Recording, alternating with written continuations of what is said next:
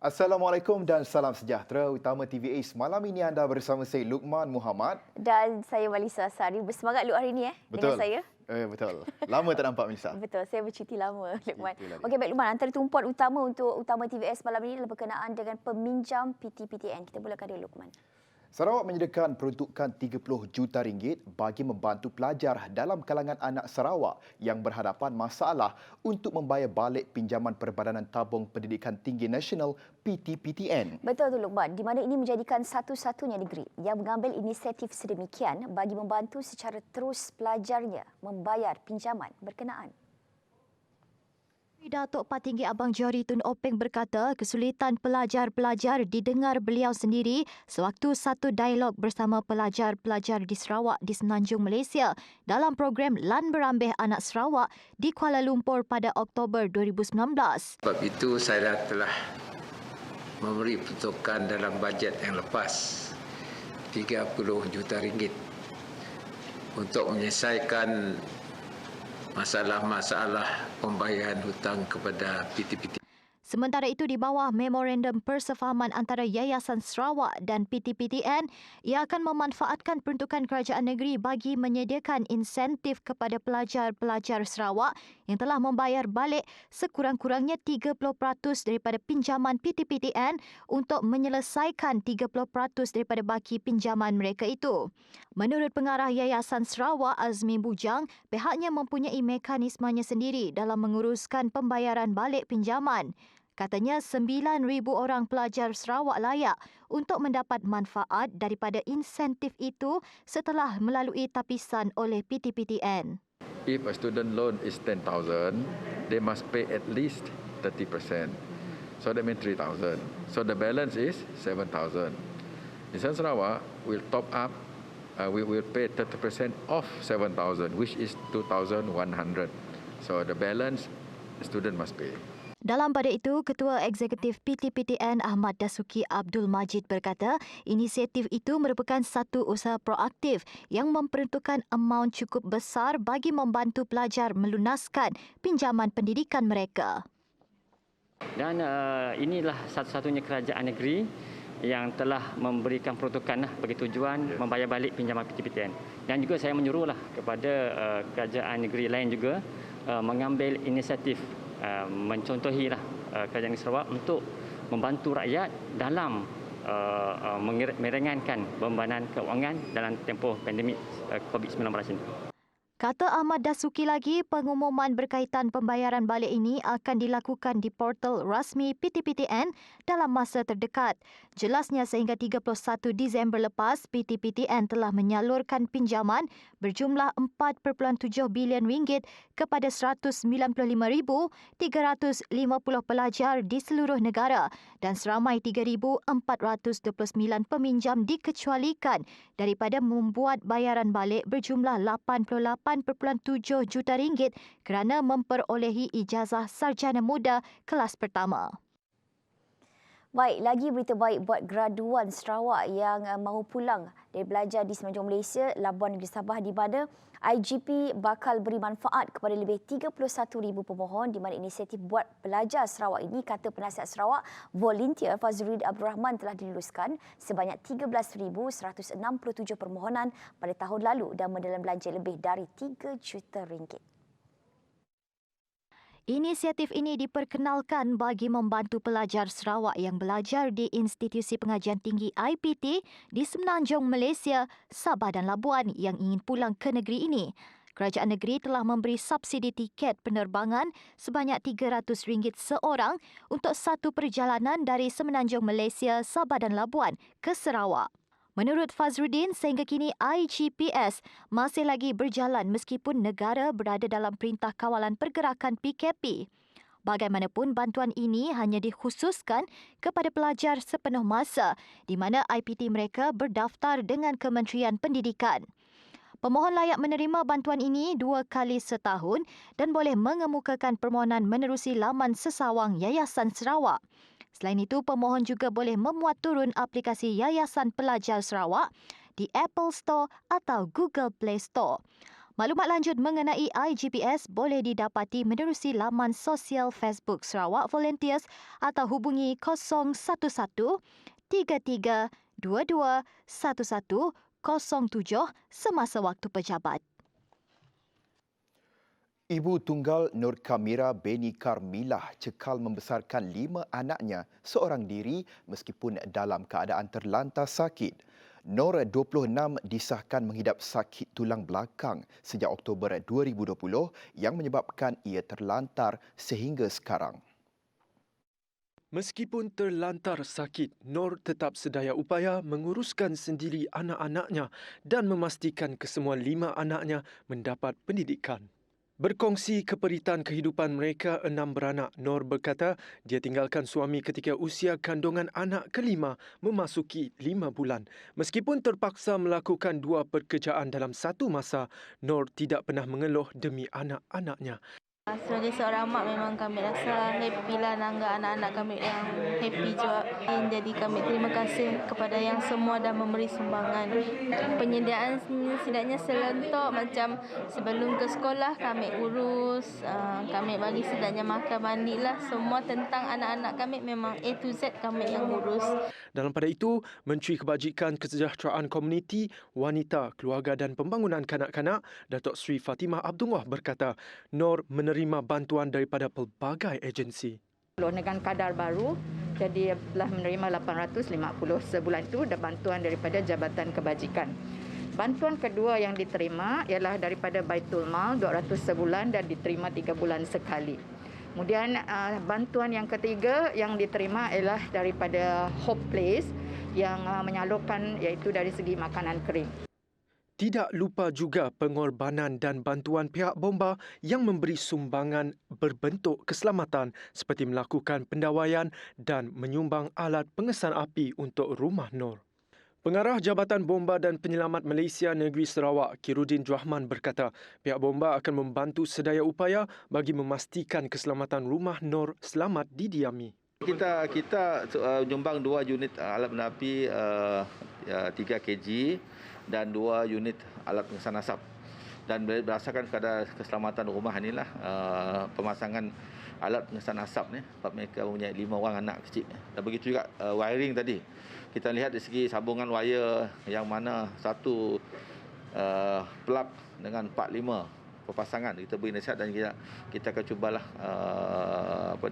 minta tadi dibuat rewiring dan pastikan wiring ini wiring yang mematuhi keselamatan lah. Sementara itu, anak kedua Alia mempunyai niat untuk membantu ibu dan keluarganya. Doktor. Adik suka selamatkan orang. Wah. Adik sayang dengan adik-beradik adik sih? Sayang. Baik, hari ini saya berada di rumah Puan Nur Kamira, iaitu seorang rakyat yang mendapat bantuan daripada Datuk Seri Fatimah sendiri yang tengah mengecat sekarang ini. Dan Puan Nur Kamira berumur 26 tahun yang mempunyai 5 orang anak. Dan mereka tinggal di rumah sewa sekarang. Dan seperti mana saya tahu, Puan Nur Kamira mempunyai menghidap penyakit slip disc dan telah berusaha membantu anak-anak beliau untuk berjaya di masa depan. Baik, itu sahaja laporan daripada saya, Kerzari Afindi dan juru kamera Razik untuk TVS. Gabungan Parti Sarawak GPS akan terus menyokong kerajaan persekutuan demi memastikan negara dapat diurus dengan baik, terutama ketika menghadapi penularan pandemik COVID-19. Menurut Setiausaha Agung GPS Datuk Seri Alexander Nantalinggi, GPS berpendirian untuk tidak terlalu bermain politik dan akan menumpukan kepada agenda kesejahteraan rakyat. UMNO sebelum ini mengutuskan surat kepada Perdana Menteri Tan Sri Muhyiddin Yassin yang juga Presiden Bersatu memaklumkan tidak lagi bekerjasama dengan Bersatu dalam PRU15 namun berpendapat kebersamaan dalam kerajaan PN boleh diteruskan sehingga pembubaran Parlimen. Jumlah penerima suntikan dos pertama vaksin COVID-19 Pfizer-BioNTech di Malaysia kini menghampiri 100,000 orang. Memetik Daripada Badan Bertindak Imunisasi COVID-19 CITF yang dikongsikan Ketua Pengarah Kesihatan Tan Sri Dr. Nur Hisham di Facebooknya, sejumlah 99,616 penerima dalam kalangan petugas barisan hadapan sudah menerima vaksin berkenaan. Jumlah itu berjaya dicapai hanya dalam tempoh 9 hari sejak program imunisasi COVID-19 kebangsaan dilancarkan pada 24 Februari lalu apabila Perdana Menteri Tan Sri Muhyiddin Yassin menjadi individu pertama menerima suntikan vaksin berkenaan. Data agihan vaksin mengikut negeri itu menunjukkan individu di Sarawak paling ramai menerima vaksin itu setakat ini dengan 14,134 dos disusuli Kuala Lumpur 10,970 dos dan Kelantan 10,941 dos. Perak pula sudah memberikan 8,844 dos vaksin Pfizer-BioNTech, selain Pahang 8,546 dos, Johor 8,470 dos, Selangor 6,483 dos, Kedah 5,171 dos dan Terengganu 4,570 dos. Selain itu, Negeri Sembilan sudah memberikan 4,332 dos vaksin, manakala Pulau Pinang dengan 4,034 dos, Melaka 3,740 dos, Sabah 3,492 dos, Putrajaya 2,054 dos, Labuan 1,939 dos dan Perlis 1,896 dos. Malaysia kini berada dalam fasa pertama program imunisasi COVID-19 kebangsaan yang menyasarkan untuk memvaksin kira-kira 500,000 petugas barisan hadapan antara hujung Februari hingga April depan. Fasa 2 imunisasi yang bakal membabitkan vaksin Pfizer-BioNTech dan Sinovac dijadualkan bermula April hingga Ogos depan untuk kira-kira 9.4 juta warga emas berusia 60 tahun ke atas dan golongan berisiko tinggi. Fasa ketiga pula akan bermula pada Mei hingga Februari tahun depan dan disasarkan untuk sekitar 13.7 juta penduduk di Malaysia yang berumur 18 tahun ke atas, sama ada rakyat tempatan atau warga asing. Kira-kira 14,040 vaksin Pfizer-BioNTech bagi fasa pertama kumpulan petugas barisan hadapan bagi bahagian Miri, Bintulu dan Limbang tiba di Pejabat Farmasi bahagian Miri pada malam Khamis. Menurut Menteri Pengangkutan yang juga Menteri Bertanggungjawab Jawatan Kuasa Pengurusan Bencana Bahagian Miri, Datuk Lee Kim Shin, vaksin tersebut dihantar menggunakan jalan darat dari Pusat Simpanan Vaksin PSV di Kuching. Bagi fasa 1, iaitu untuk frontliners, vaksinasi akan bermula esok pukul 3. Dan untuk Miri, kita ada 3 tempat, iaitu di Eastwood Valley, di Dewan Datuk Permaisuri Pemaijaya, dan untuk kawasan Subis akan diadakan di Dewan Masyarakat Subis, dan bagi Merudi akan diadakan di Dewan Suara Merudi. Sehubungan itu, beliau menyeru penduduk di kawasan-kawasan terlibat untuk mendaftar segera bagi mendapatkan vaksin berkenaan dalam fasa kedua dan ketiga yang akan datang bagi mengelak sebarang nama tercicir. Pendaftaran katanya boleh dilakukan melalui aplikasi MySejahtera. Bagi yang tidak mempunyai aplikasi MySejahtera atau tidak mempunyai akses kepada kemudahan internet adalah diminta untuk mengemukakan permohonan vaksinasi COVID-19 menerusi 4 saluran iaitu pejabat-pejabat daerah, ketua kaum termasuk ketua kampung, kapitan dan tuai rumah yang akan dibantu oleh JKKK melalui jawatan kuasa penduduk atau mendaftar di klinik kesihatan terdekat. Untuk rekod, Miri mensasarkan 80% daripada lebih 300,000 populasi yang berumur 18 tahun ke atas di bahagian itu akan menerima vaksin pada fasa kedua dan fasa ketiga yang dijangka bermula pada April sehingga Ogos 2021. Timbalan Ketua Menteri yang juga pengerusi Jawatan Kuasa Pengurusan Bencana Negeri JPBN Sarawak, Dato' Amar Douglas Ugah Bas telah menerima suntikan vaksin Pfizer-BioNTech pada Jumaat di Auditorium Jantung Sarawak, Kota Semarahan. Selain Ugah, antara yang turut menerima suntikan vaksin pada Jumaat termasuklah Timbalan Ketua Menteri Tan Sri Dr. James Jemut Masing, Menteri Pelancongan, Kesenian dan Kebudayaan Datuk Abdul Karim Rahman Hamzah, Menteri di Jabatan Ketua Menteri Integriti dan Ombudsman Datuk Talib Zulkifli, Speaker Dewan Undangan Negeri Dun Sarawak Datuk Amar Muhammad Asfia Awang Nasar serta 8 lagi ahli Dewan Undangan Negeri di fasiliti kesihatan yang sama. Usaha ini bagi menyokong program imunisasi COVID-19 kebangsaan oleh Kementerian Kesihatan Malaysia KKM yang telah dilancarkan Perdana Menteri Tan Sri Muhyiddin Yassin pada 24 Februari lalu. Pada 26 Februari lalu, Ketua Menteri Sarawak, Datuk Patinggi Abang Jari Tun Openg menjadi individu pertama di negeri ini mendapatkan vaksinasi COVID-19 sekaligus menjadi simbolik bermulanya program imunisasi COVID-19 kebangsaan di Sarawak. Justru orang ramai diingatkan untuk segera mendaftar sebagai penerima vaksin COVID-19 melalui aplikasi MySejahtera sebagai salah satu usaha untuk melindungi diri dan keluarga daripada wabak tersebut. Baik, sementara itu turut menerima suntikan vaksin COVID-19 adalah ahli Dewan Undangan Negeri Tanjung Datu, Datuk Amar Jamila Anu. Beliau berkata semua pihak perlu menjalankan tanggungjawab dengan menerima suntikan vaksinasi COVID-19 kerana tindakan itu bukan sahaja untuk kepentingan diri sendiri tetapi juga untuk kebaikan orang terdekat.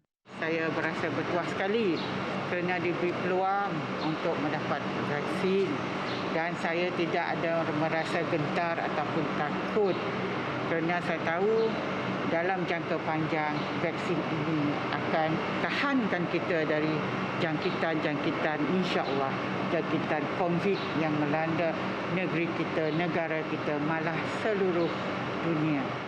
Katanya lagi, program vaksinasi di daerah Lundu akan dilaksanakan dari 1 Mac hingga Disember 2021 dan 70% daripada keseluruhan penduduk Lundu disasarkan untuk menerima vaksin dalam tempoh tersebut.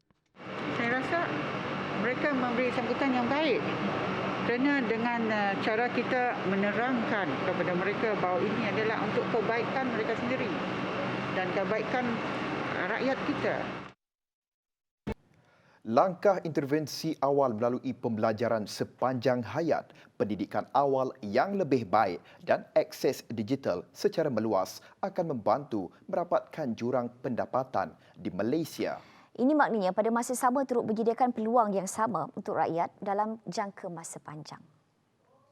Untuk tujuan ini, Perdana Menteri Tan Sri Muhyiddin Yassin berkata, Malaysia telah memperuntukkan hampir 3 bilion ringgit untuk kemahiran dan peningkatan kemahiran bakat sejak tahun lepas.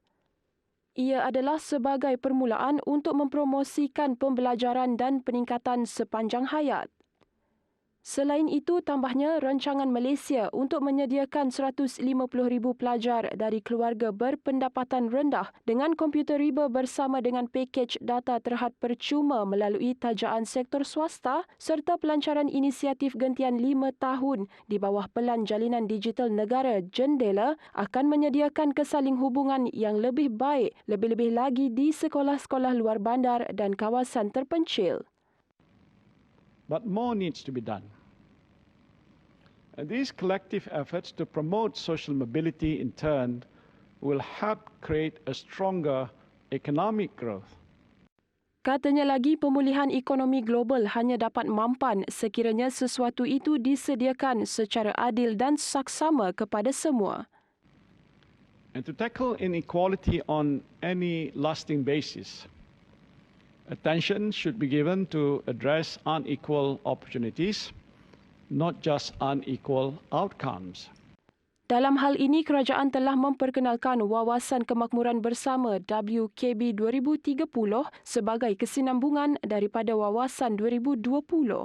The main goal of WKB 2030 is for Malaysian as a whole to achieve a decent standard of living by 2030. And the three main objectives of WKB 2030 is to ensure development for all, address the wealth and income gap, and achieve the aspirations of a united, prosperous and dignified nation. Sebanyak 1,045 buah sekolah rendah kerajaan dan sekolah bantuan kerajaan di seluruh negeri Sarawak dibenarkan beroperasi mulai 8 Mac ini. Keputusan ini diambil setelah penilaian risiko dibuat dan memenuhi garis panduan pengurusan dan pengoperasian sekolah dalam norma baru 2.0 yang dikeluarkan oleh KPM. Keputusan membenar semula sesi bersemuka ini turut melibatkan penambahan 231 buah sekolah rendah di Sarawak yang dibenar beroperasi berbanding 814 buah sekolah pada 1 Mac 2021. Manakala 220 buah sekolah di kawasan berisiko tinggi penularan COVID-19 masih belum dibenar beroperasi sehingga 14 Mac 2021. Sementara itu, sebanyak 174 kes baru yang pulih dan dibenarkan discharge pada Jumaat. Ini menjadikan jumlah keseluruhan kes positif COVID-19 yang pulih meningkat kepada 8,141 kes. Dalam pada itu, 250 kes positif baru dicatatkan pada Jumaat. Sibu pula mencatatkan jumlah kes harian tertinggi dengan 123 kes, diikuti Meradong 36 kes, Bintulu 21 kes dan Kuching 17 kes. Sementara itu, Malaysia mencatatkan sebanyak 2,154 kes baharu pada Jumaat menjadikan jumlah kumulatif kes COVID-19 di Malaysia 310,097 kes. Selangor kekal catat kes harian tertinggi iaitu sebanyak 794 kes, diikuti Johor dengan 463 kes baharu dan Sarawak 250 kes. Dalam pada itu, terdapat 6 kes kematian dilaporkan menjadikan jumlah kumulatif kes kematian disebabkan COVID-19 sebanyak 1,159 kes. Setakat jam 12 tengah hari Jumaat juga, terdapat 3,275 kes sembuh dilaporkan. Ini menjadikan jumlah kumulatif kes pulih sepenuhnya daripada COVID-19 sebanyak 286,904 kes bersamaan 92.52%. Kerajaan mendapati kadar pematuhan prosedur operasi standard SOP bagi mengekang penularan pandemik COVID-19 di sektor peruncitan setakat ini adalah amat tinggi.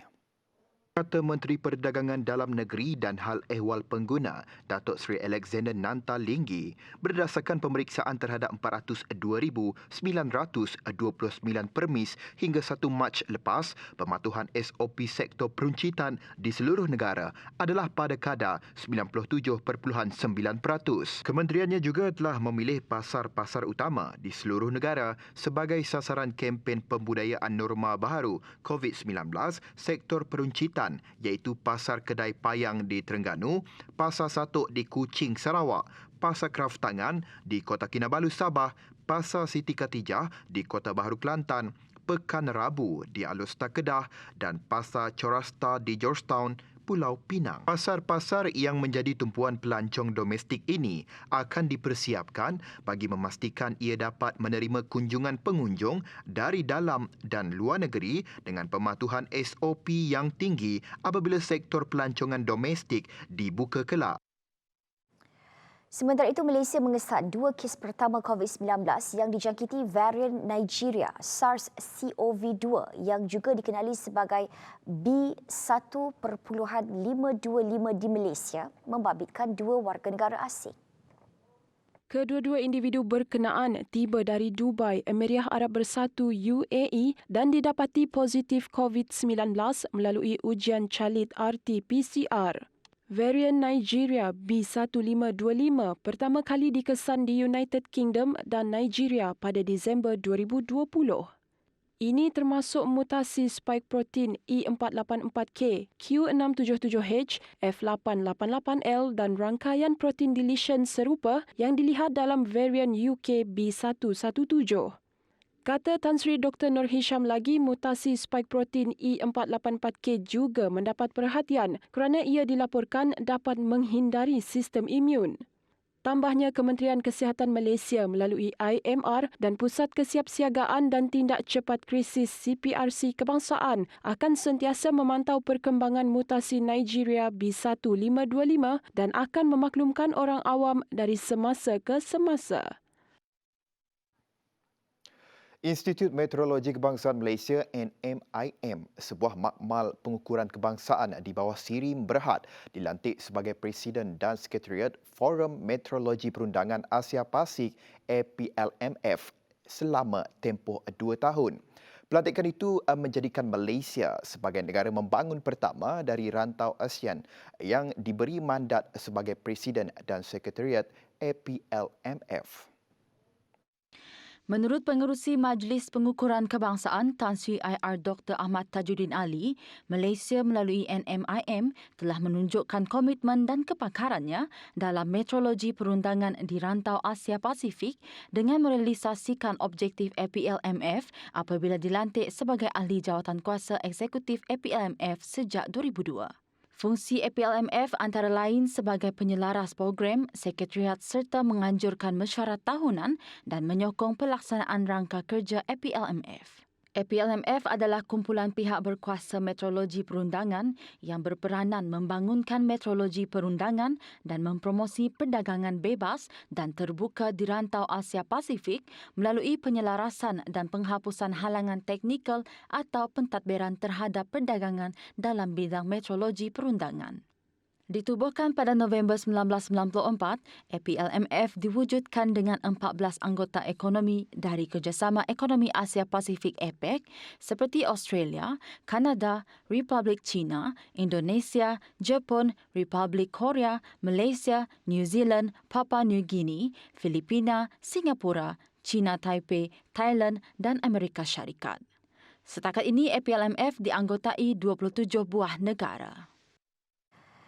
Persatuan Penganut Thai Shang Tin Tua, Pek Kong Mukah menerima sumbangan RM10,000 daripada Ahli Dewan Undangan Negeri Talian Yusip Nosh Balo selepas sebuah stor penyimpanan barang tua Pek Kong tersebut musnah 80% dalam kebakaran yang berlaku pada malam Khamis. Menurut Yusip Nosh Balo, sumbangan diharap dapat meringankan beban pihak-pihak rumah ibadat berkenaan. Jadi kita amat mengambil berat atas kejadian yang seumpama ini sebab mereka merupakan satu-satunya rumah untuk persinggahan mereka yang beragama Buddha di kawasan Pekan Mukah. Dan kita berharap agar sumbangan ini juga akan dapat memberi manfaat kepada pihak Pek Kong. Kebakaran yang bermula pada jam 8 malam tersebut tidak dapat dikawal dan merebak ke bangunan utama Tua Pek Kong berkenaan. Operasi memadam kebakaran tersebut melibatkan 6 anggota bomba setelah yang tiba di lokasi kejadian sekitar jam 8.30 malam. Antara agensi yang turut terlibat dalam operasi tersebut adalah IPD Mukah, Angkatan Pertahanan Awam Malaysia, Rela dan Sarawak Energy. Tiada kemalangan jiwa dilaporkan dan punca serta jumlah kerugian masih dalam siasatan. Baik Luk, seronok baca berita malam ni. Betul. Cepat-cepat je dah nak habis dah. Jadi sebelum akhir utama malam ini, kami tinggalkan anda dengan video menarik mengenai Flip Floppy, iaitu bot yang diperbuat daripada plastik kitar sebuleluk yang pertama di dunia. Flip Floppy telah memulakan pelayarannya mengelilingi Tasik Victoria di Barat Kenyah pada Khamis untuk menyebarkan kesedaran mengenai bahaya bahan tidak terurai kepada alam sekitar. Saya Luqman Muhammad. Dan saya Walisa Sari. Teruskan keceriaan anda bersama Astro 122. Assalamualaikum dan selamat malam.